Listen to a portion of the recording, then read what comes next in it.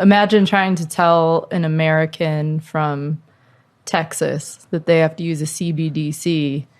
And then when you go to the grocery store, these are the groceries you can buy. And if not, it expires. I mean, it's just like mind-boggling. So I think in the US, it's going to be really difficult. It's fascinating, though, speaking with folks in DC, especially on the Democratic side, and it's chilled out a little bit. But a lot of times Democrat offices will say, well, we don't need Bitcoin, we have CBDC. And it's like, well, it's very fundamentally different, Chill.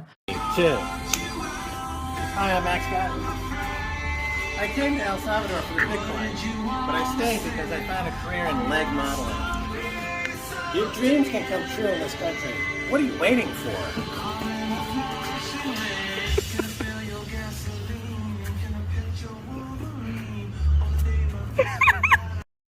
Wake up, wake up, wake up, wake up, wake up, wake, wake, wake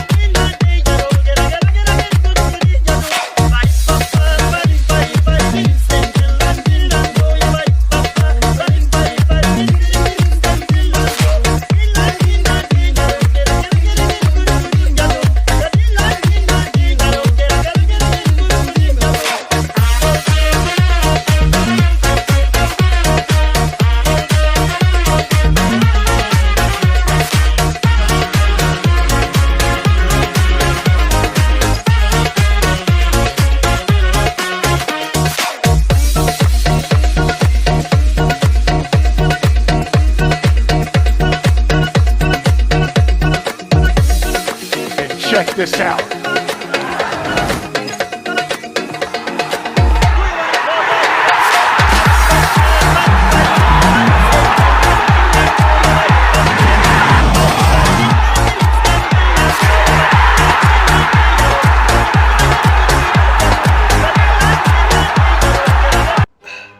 Please hold my golden chalice. I would like to hear what Peter Schiff has to say about Bitcoin.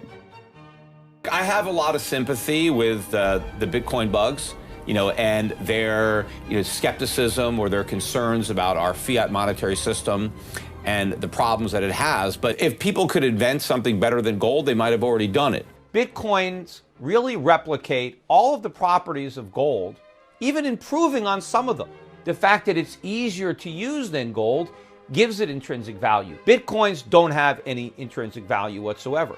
I will concede that the price of Bitcoin has gone way up. And what Bitcoin did very successfully is it managed to replicate a lot of those properties that gold had. Unlike gold, you can send your Bitcoin over the internet. You can't do that with gold. Now, I wish you could have persuaded me to buy Bitcoin a few years ago. Do I wish I bought it a long time ago? Yeah. There's a realistic probability that Bitcoin will make a new high. Bitcoin has all of the characteristics of a bubble. In fact, I am sure that it is a bubble. In fact, it's probably the biggest bubble I've ever seen. It's a massive speculative bubble, and you're going to be left holding the bag. There's no value in the Bitcoin. You can't use it as money. It's too slow, it's too expensive, and too volatile. I think this thing is going to come crashing down. Please enjoy this conversation between Stefan Livera and Peter Schiff. If you still want to buy some Bitcoin even after listening to Peter predict its demise, visit swanbitcoin.com/Livera. Regularly insolvent as a function of the economic cycle. Why? Because they use so much leverage. So will Bitcoin break the cycle? Bitcoin can help level the cycle, okay? So the cycle goes like this. Can Bitcoin level the highs and the lows? Yes, in my opinion. Bitcoin's the only solution that I see right now. Is it gonna fix it? Dang, I don't know, but it's where all my hope goes because there's nothing left. There's no other part of the system that can fix the fiat Ponzi. What is Bitcoin? It's an online way of payment. Exactly, yeah, it's like a cryptocurrency, isn't it? Have you ever bought any? No, not me. Have you? No, No? Have you got any friends or family that buy some? yeah, some a few friends. Okay, so you know some people that are interested in it. Yeah, a couple of friends. Do you know why Bitcoin exists? Because someone invented it. Good answer, yeah. Someone did invent it. Do you know the problem they were trying to solve? Not really. So, like, the idea is that the money we use is always increasing in supply. The central banks are printing lots of money, making our money worth less. Whereas with Bitcoin, there's only 21 million, so they kind of hold their value over time. And the creator has like half of it or something? No, I think Satoshi originally mined 1 million, but those coins haven't moved, so most people assume that they're kind of gone or he won't spend them. So do you know what the price of one Bitcoin is today? It's increasing by the day, isn't it? Like 40,000? Yeah, that's right. It's about 40,000 euros, yeah. Have you ever thought about buying any yourself? Not really, not for sure. Would you like me to send you some? I'll give you both some. Will you? Yeah, I will. Sure. Okay. Okay, great. So the way it works is I send the Bitcoin from my phone to your phone. Okay. You'll need a Bitcoin wallet. So you can download an app and you show me your address and then I'll send you some Bitcoin. Is that for sure? For sure, yeah. Okay. I'm going to send you 200,000 Satoshis, which is a fraction of a Bitcoin. That's worth $76 today. So I think euros are about the same, aren't they? So about 80 euros, call it. So you've got a balance there in your Bitcoin wallet of 200,000 Satoshis, okay? So a Satoshi is a fraction of a Bitcoin. There are 100 million of them in a Bitcoin. And because the price of one Bitcoin is so high, we give fractions. Mm-hmm. So yeah, you now have some Bitcoin. So how do you feel? Weird. Okay. Yeah, that's new. That's new to you, yeah. Yeah, it is. Okay. So it's pretty easy, isn't it, to send Bitcoin, receive Bitcoin? Yeah, it is. And now you can go to your friends who have, what did you say they had, other coins? Yeah, I think Bitcoin. I'm not sure. I had to ask. Now I'll ask them. Now you'll ask them because you are now a Bitcoiner. Yeah. You have some Bitcoin. Yeah. And my advice to you would be hold it for as long as you can, because in a few years' time, it might be worth more. Okay, I will. I'll text you back when it does.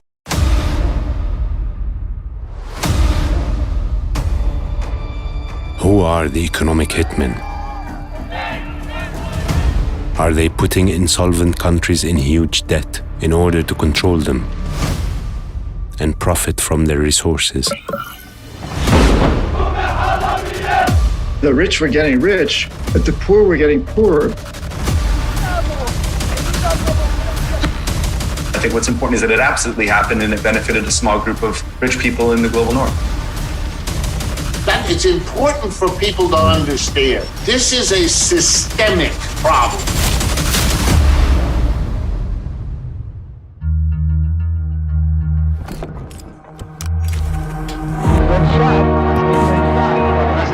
Crashed into one of the towers.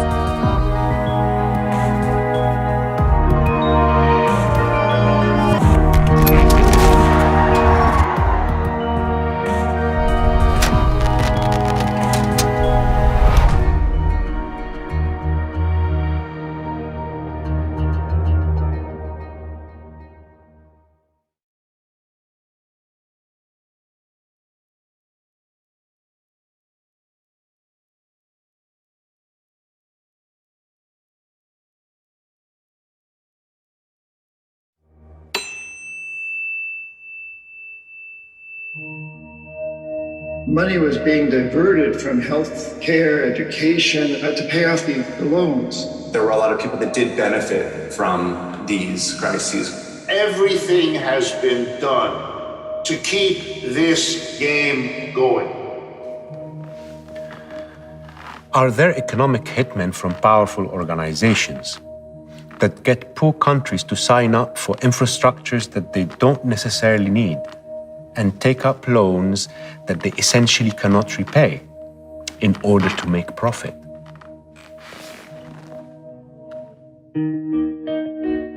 After I studied economics, I worked as a stock trader. I traded stocks and bonds for a few years. I would read company research and study the price movement in the market. It sounds boring, but I loved it. I actually still do. In my family, everyone is good with numbers, but I left the trading floor to become an actor. And because of my previous job in the market, I came across a book titled Confessions of an Economic Hitman by John Perkins, and I was shocked. These people were not discussing buying and selling stocks or companies. It is actually about buying and selling entire economies.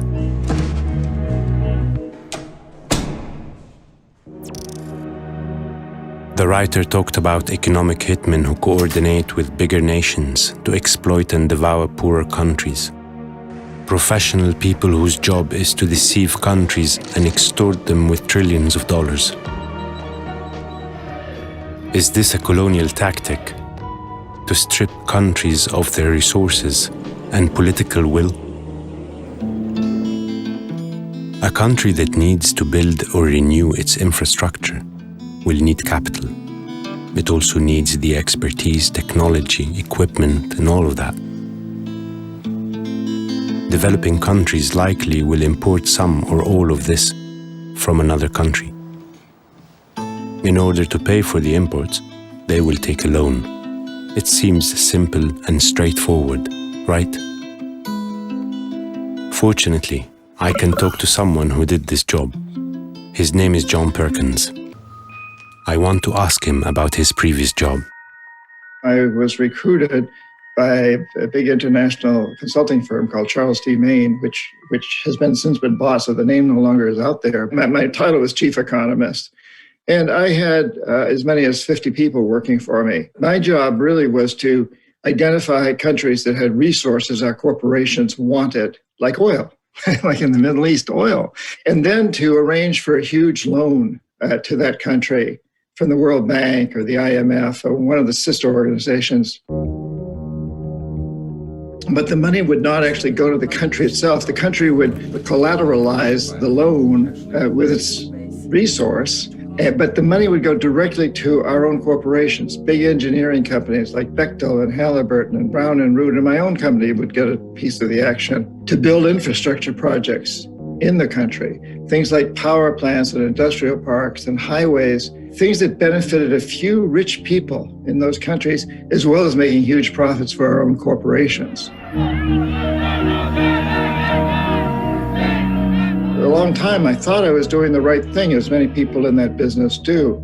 But over time, I began to see that those statistics, GDP, gross domestic product, and other statistics are very skewed to the rich. And so the rich were getting rich, but the poor were getting poorer because money was being diverted from health care, education, and other social services, and just basic foods and supplies to pay off the loans. I should mention one other thing, that the presidents of these countries knew that if they accepted the loans, they were putting their countries deep into debt, but they were going to get wealthy off this. Their families were going to benefit because they owned the businesses, they owned the industries, they owned the things that were helped by electricity and so forth.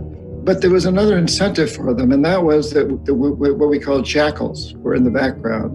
And these are CIA assets usually, who overthrow governments or assassinate their leaders.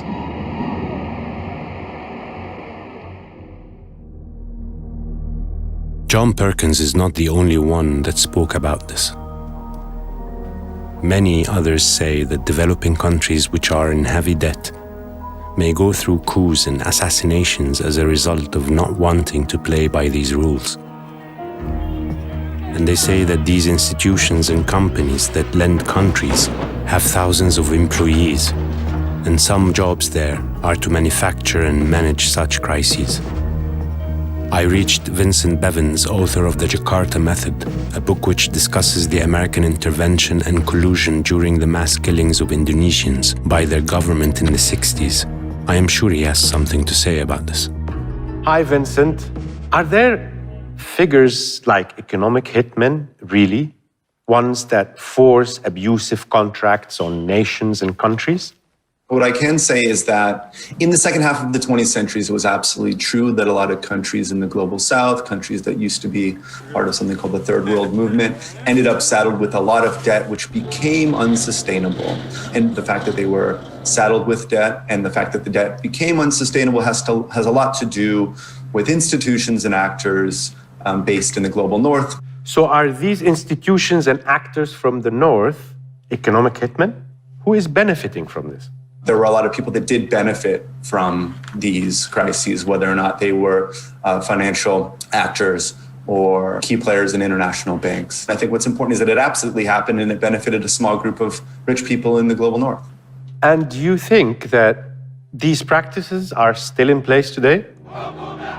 It's now fairly well recognized that the prescriptions the IMF was going around the world and handing out to indebted and poor countries were often very destructive. The IMF has even gone back on a lot of what it said in the past was the right medicine for a country that, quote unquote, had problems, even if those problems might have been generated by the system itself. But at the time, nobody was questioning this. And the fact that the IMF 20, 30 years later says, oops, we actually might have ruined half the world's countries doesn't change the fact that we're still on the path today that was created by those actions generations ago. From an economic perspective, and even capitalistic one, wouldn't you say that keeping everybody healthy with good purchase power to engage in the global economy is better for the whole world than crippling them by loans that they cannot repay? This is the paradox at I think, the heart of liberal ideology, right? Because one would believe, based on the tenets of economics practiced in the English-speaking world, and one would believe, based on the ideals of liberalism in general, that it would be better for everyone to make sure the countries in the global south are growing just as fast and as robustly as any other country. But what we have seen is that did not happen over the last 70 years, and countries in the global north are still doing just fine. In the middle of so much data, someone could say, well, these countries and regimes accepted the deal and committed willingly. Nobody forced them. I will ask this question to the American economist, Richard D. Wolff. Hi, Professor Wolff. How are you? Very good. I'm very glad to be here. What can you tell me about the so-called economic hitmen and corporations or institutions that strangle countries' economies? First of all, it happens all the time. It is nothing new. It is not rare. It is common. So somebody from a powerful corporation goes and will sometimes connect to a local equivalent of himself and cut a deal and say, look, I'm going to get paid $10 million for getting this done. I will give you $2 million if you become my local eyes and ears to help me work this out. Forgive me if I will sound naive. Isn't the country receiving this loan participating willingly in this terrible deal? Happens all the time. People from third world countries can get into that because they understand this game, and they get the job because they say, I know better about the details of local politics. And by the way, it often fails. Don't imagine it's all so smooth. Sometimes one of these people will get drunk and say the wrong thing to the wrong person. Sometimes a local official will have a change of heart and want out of this situation. Sometimes people who take a portion then get blackmailed by somebody else who knows they did that, and now they have to get out of that. International credit is a very complicated, sneaky, personal business that can have all the different twists and turns that you can imagine. Sometimes we have whistleblowers, people who speak up out of principle. This could change things, actually, right? The only answer I can give you is that everything has been done imaginable to keep this game going.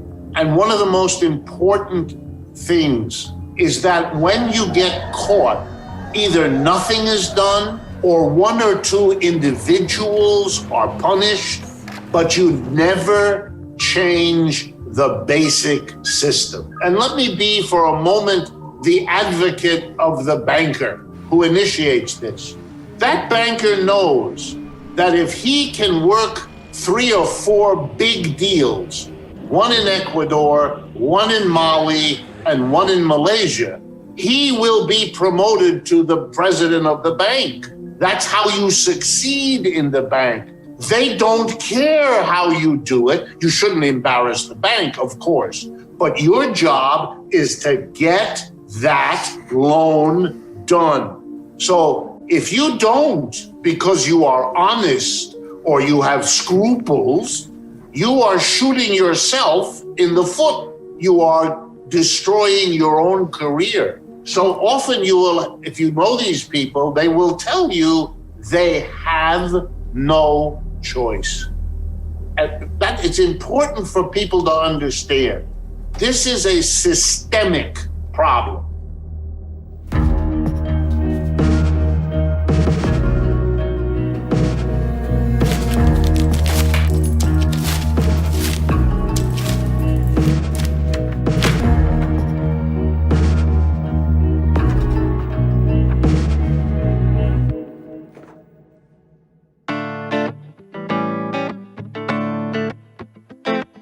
After I left my job as a trader, I started a career in acting.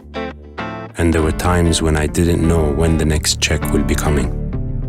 I understand how it is to be in a difficult financial situation and how this makes you vulnerable. Imagine when the entire economy of a state is placed on the betting table. This can put them in a vulnerable position, unable to negotiate anything but their survival. I know some questions are painful to ask, but I still will ask them.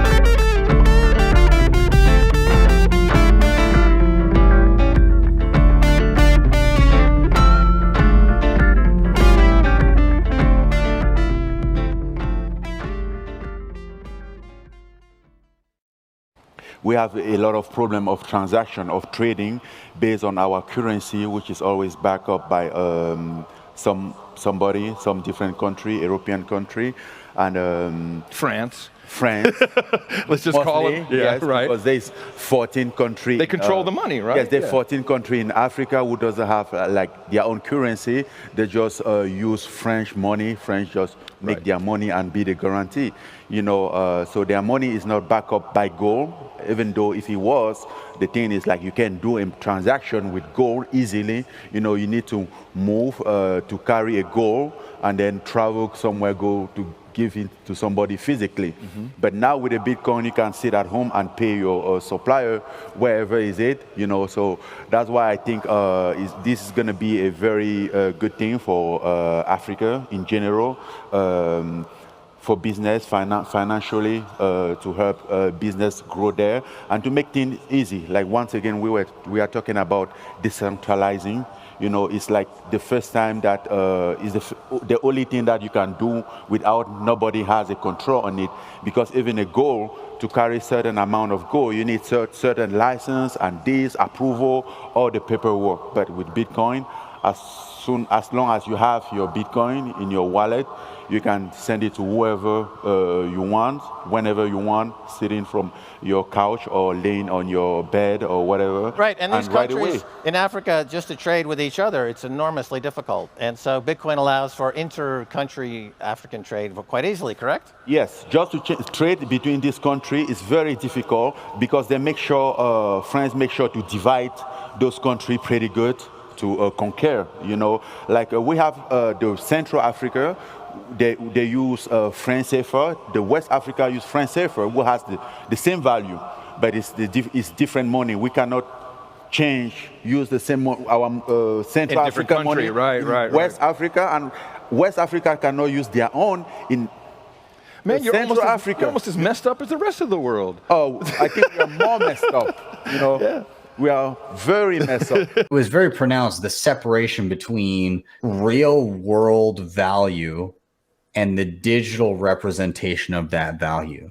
Yeah. But what Bitcoin has done is tied that digital representation to the laws of physics, which is, again, juxtaposed against some of the kind of like non-Bitcoin stuff we've seen going on recently. Again, like this shift of Ethereum from proof of work to proof of stake. And you hear Vitalik talking about things like, well, you know, Bitcoin is constrained by the laws of physics and what a computer is and what it can do. He basically said that, like, we want to be able to create an imaginary universe where we can change the laws of physics.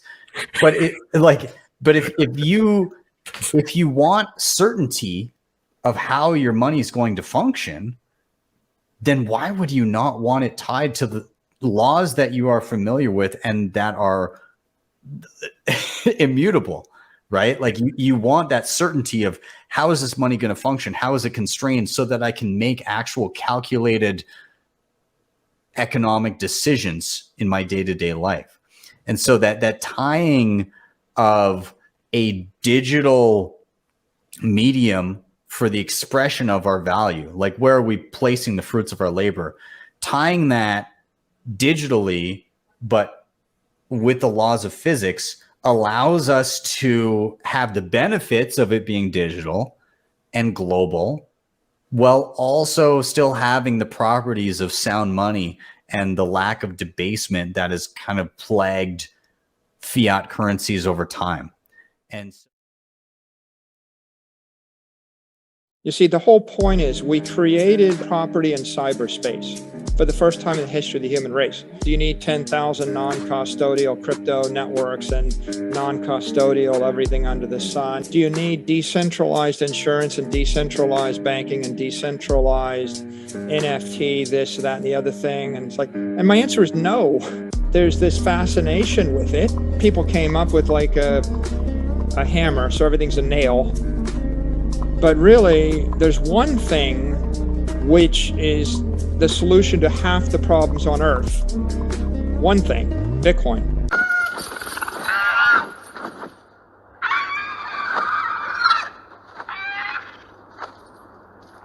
Dovageris!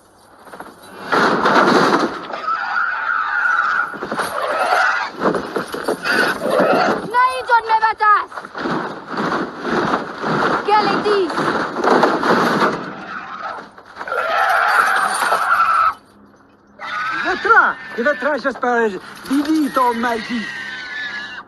Zaldrizes buzdariscos daor.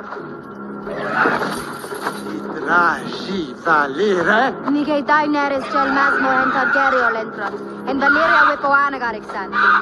Valeria munioengos nuis isa. Novagedi. Axiosentas, mentiosentas. Kiloni pilos levale tolviosenetas. Inini odrigatas. Orlenu e dolge brijotas.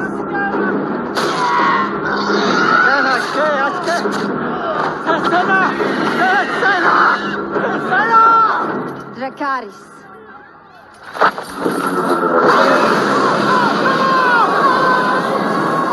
Thank you, Mr. Secretary General.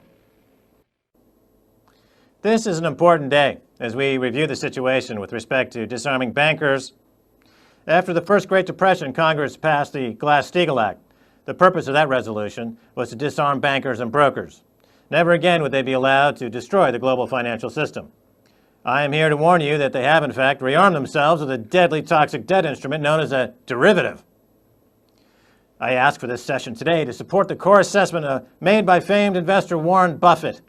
He said, quote, "Derivatives are financial weapons of mass destruction that have apparently been devised by madmen. These instruments pose a mega catastrophic risk." Ladies and gentlemen, don't wait for the mushroom cloud of bad debts to... I think I'm bullish on Bitcoin, especially right now, because I don't see any other way to be. I don't think there's any optimistic path forward other than being bullish on Bitcoin. What I mean is that if we look at the world objectively over the last 4,000 years as a function of tech adoption curves and eras of political regimes, it doesn't matter how the political regime is structured, it's basically a set of rules that allocates resources, and those resources either grow or shrink as a function of population and technology efficiency per capita. And as these political systems roll over and they change, they inevitably lead to violence or revolution or some sort of massive inefficiency in a system. So, if we could give 100 different examples of that, we could give Rome, we could give China and all of its dynasties, we could give all the powers of Europe, Portugal and Spain and the Netherlands and the British and the French and the Germans and on and on and on. If we just look at the world objectively and the world today, what do we have? Well, we have the U.S., the United States of America, and our native political currency unit, the U.S. dollar, and it's worked for a long time. And so where we are today is that people think the U.S. dollar is immovable, and that's just not true. The U.S. dollar, as you know it, is barely 50 years old. Yeah, sure, it's the same numbers on a piece of paper. It looks the same, it feels the same, but fundamentally, again, forget the friction costs that you deal with your everyday life. Even if that's the same, the entire system fundamentally died and had a rebirth in 1971, and we were in this new era. And I don't know, maybe we have another 10 years, maybe we have another 20 years, maybe we have another 2 years. I have no idea. But if we just look at it objectively, it's like the only logical assumption one can make is that this political regime and this political monetary system eventually has to reset to what its true value is, along with every other monetary system in the past. It's as objectively obvious as saying that our technology has to eventually become outdated to new technology. And so why am I bullish Bitcoin? Well, I would say it's because the only optimistic scenario I can think of. Either we're heading towards some sort of major calamity or Bitcoin survives. And it's exciting that the more I look, the less weaknesses I see and the less weak points I see. So it makes me very optimistic, not just for Bitcoin, but also for the future and the millions of people that need us.